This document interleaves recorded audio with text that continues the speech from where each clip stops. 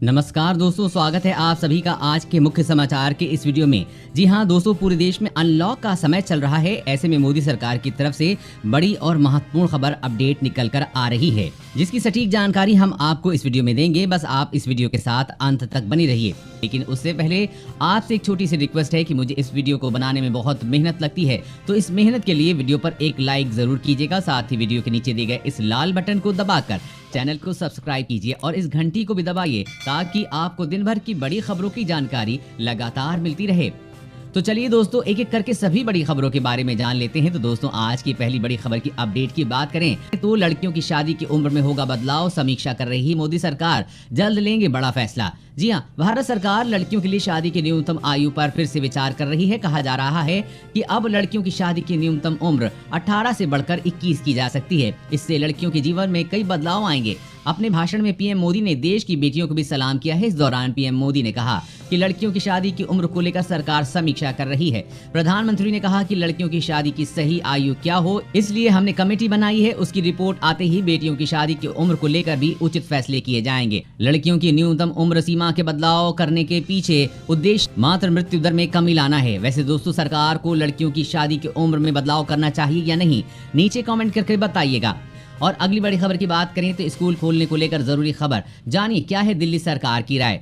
जी हां, दिल्ली में जब तक कोरोना वायरस खत्म नहीं हो जाता तब तक स्कूल नहीं खोले जाएंगे। सीएम अरविंद केजरीवाल ने साफ किया है कि जब तक कोरोना वायरस महामारी पूरी तरह से खत्म नहीं हो जाती तब तक स्कूल नहीं खोले जाएंगे।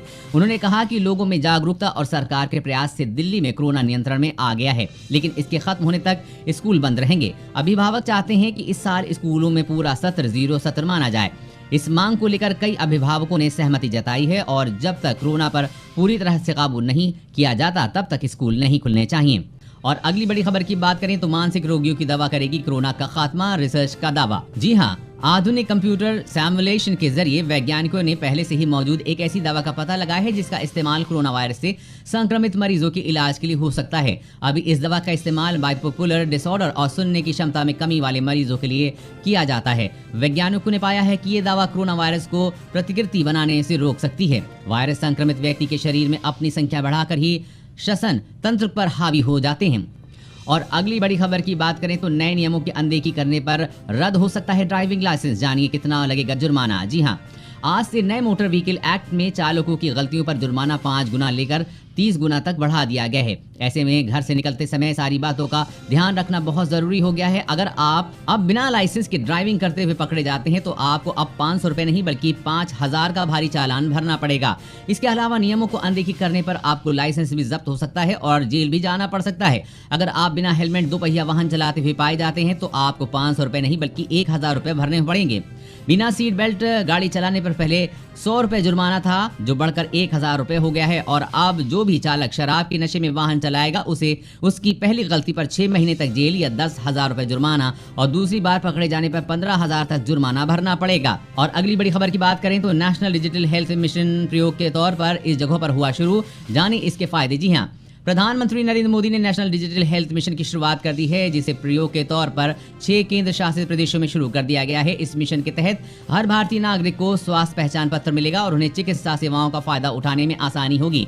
खबर के मुताबिक राष्ट्रीय स्वास्थ्य प्राधिकरण ने एक बयान में कहा है कि चंडीगढ़, लद्दाख, दादरा और नगर हवेली तथा दमन द्वीप, पांडिचेरी, अंडमान निकोबार द्वीप समूह और लक्षद्वीप में मिशन को पायलट प्रोजेक्ट के आधार पर शुरू किया गया है। प्रधानमंत्री नरेंद्र मोदी ने इस मिशन को लेकर कहा कि इस मिशन से देश के स्वास्थ्य क्षेत्र में नई क्रांति आएगी और टेक्नोलॉजी के जरिए लोगों की परेशानियां कम होगी। प्रधानमंत्री ने कहा कि आपकी हर मेडिकल टेस्ट, हर बीमारी, आपको किस डॉक्टर ने कौन सी दवा दी, कब दी, आपकी रिपोर्ट क्या थी, ये सारी जानकारी इसी एक स्वास्थ्य पहचान पत्र में रिकॉर्ड होगी। उन्होंने कहा कि इस मिशन के जरिए आम लोगों को तमाम दिक्कतों से मुक्ति मिलेगी। और अगली बड़ी खबर की बात करें तो बिहार, गुजरात में बारिश का अलर्ट, जाने अपने राज्य के मौसम का हाल। जी हाँ, उत्तर पश्चिमी भारत के कई राज्यों में मानसून अभी काफी सक्रिय है। बंगाल की खाड़ी में कम दबाव का क्षेत्र बना हुआ है, जिसके प्रभाव से बिहार के कई इलाकों में बारिश का दौर जारी है। मौसम विभाग के मुताबिक उत्तर पश्चिमी भारत में ज्यादातर राज्यों में बारिश का सिलसिला अभी जारी रहेगा। उत्तराखंड, हिमाचल प्रदेश, पंजाब, हरियाणा, उत्तर प्रदेश और दिल्ली में अगले 2 से 3 दिनों में हल्की से भारी बारिश होगी। तेलंगाना के कुछ हिस्सों और उप हिमालय पश्चिम बंगाल में मध्यम से भारी बारिश होने की संभावना है। वहीं ओडिशा, छत्तीसगढ़, मध्य प्रदेश के कुछ हिस्सों में, दक्षिण और पूर्वी राजस्थान, उत्तर प्रदेश प्रदेश, जम्मू कश्मीर, हिमाचल प्रदेश, उत्तराखंड, असम, मेघालय और अरुणाचल प्रदेश के कुछ हिस्सों में हल्की से मध्यम बारिश होने के आसार हैं। और अगली बड़ी खबर की बात करें तो पीएम मोदी का ऐलान, गांव के हर घर में पहुंचेगा हाई स्पीड इंटरनेट। जी हां, प्रधानमंत्री नरेंद्र मोदी ने भारत के सभी 6 लाख से ज्यादा गांवों में ऑप्टिकल फाइबर नेटवर्क पहुंचाने का ऐलान किया है। उन्होंने कहा है कि सभी 6 लाख से ज्यादा गांव में ऑप्टिकल फाइबर नेटवर्क पहुंचाया जाएगा। हमने तय किया है कि आने वाले 1000 दिन यानी कि 3 साल से कम समय में देश के सभी 6 लाख गांवों को तेज इंटरनेट सुविधा देने वाले ऑप्टिकल फाइबर नेटवर्क से जोड़ दिया जाएगा। इसके साथ ही सरकार जल्द ही नई साइबर सुरक्षा नीति भी लाएगी। जी हां दोस्तों, मोदी सरकार अब जल्द ही देश के सभी गांवों को हाई स्पीड इंटरनेट की सुविधा उपलब्ध कराएगी।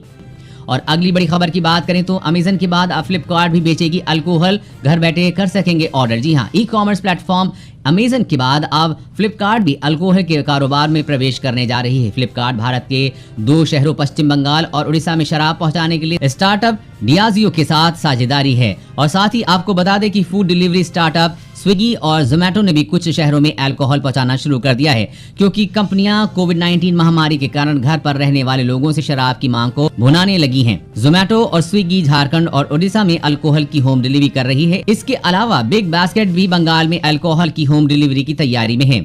और अगली बड़ी खबर की बात करें तो दिल्ली सरकार ने लॉन्च की ई वाहन पॉलिसी। 2 पहिया पर 30,000 और कारों पर 1.5 लाख रुपए तक मिलेंगे प्रोत्साहन राशि। जी हां, दिल्ली को प्रदूषण मुक्त करने के लिए दिल्ली सरकार ने एक बड़ा कदम उठाया है। आज दिल्ली सरकार ने ई वाहन नीति लागू कर दी है। इसके साथ ही सरकार इसे प्रोत्साहित करने के लिए प्रोत्साहन राशि भी लागू कर देगी।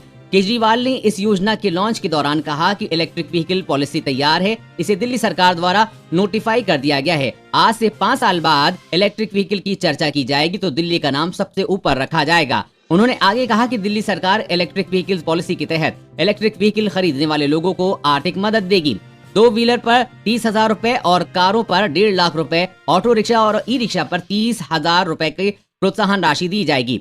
जी हाँ दोस्तों, अगर आप भी इलेक्ट्रिक वाहन खरीदते हैं तो आपको भी सरकारी सहायता मिलेगी। और अगली बड़ी खबर की बात करें तो सरकार अब सिर्फ जारी करेगी ई पासपोर्ट। जानिए इसके फायदे के बारे में। जी हाँ, अगले साल से भारत सरकार सिर्फ ई पासपोर्ट जारी करेगी, जिसमें इलेक्ट्रॉनिक माइक्रो प्रोसेसर लगा होगा। एक खबर के मुताबिक सरकार ने इसका ट्रायल भी पूरा कर लिया है। सरकार ने 1 घंटे के भीतर 20,000 पासपोर्ट जारी करने का ट्रायल पूरा किया है। भारत सरकार ने देश के सभी नागरिकों के लिए ई पासपोर्ट बनाने की प्रक्रिया शुरू करने का फैसला किया है। इसके लिए भारत सरकार ने एजेंसी का चुनाव करने की प्रक्रिया शुरू कर दी है। बढ़ते हुए साइबर अपराध, पासपोर्ट फ्रॉड और कोरोना संक्रमण जैसे मामलों को ध्यान में रखते हुए इस योजना पर काम तेज कर दिया गया है। ई पासपोर्ट में टचलेस सुविधा हो सकती है। भारत से पहले हांगकांग और सिंगापुर जैसे देशों में इस तरह के ई पासपोर्ट प्रचलित हैं, जो सुरक्षित भी हैं और सफल भी हैं। दोस्तों, आज की खबरों में बस इतना ही। इसी तरह हर रोज काम की खबरें जानने के लिए आप हमेशा हमारे साथ जुड़े रहिए। हमारे साथ जुड़ने के लिए वीडियो के नीचे दिए गए इस लाल बटन को दबाइए और साथ ही इस घंटी को भी दबाइए, ताकि आपको हर खबर की सटीक जानकारी मिल सके। जय हिंद, धन्यवाद।